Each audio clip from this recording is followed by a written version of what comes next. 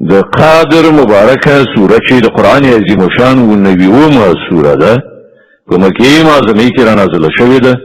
15 مبارک آیاتونه لري تلاوت او پښتو ترجمه یې له لومړي آیت څخه اورئ بسم الله الرحمن الرحیم د الله په نوم چې ډېر زیات مهربان پوره رحم لرونکی دی إنا أنزلناه في ليلة القدر وما أدراك ما ليلة القدر مونږ دا قرآن د قدر په شپه کې نازل کړی دی او ته څه پوهېږې چې د قدر شپه څه ده ليلة القدر خير من 1000 شهر د قدر شپه له 1000 میاشتو څخه ډېره غوره ده تنزل الملائكة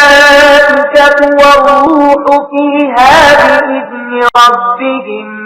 من كل أمر سلام هي حتى مطلع الفجر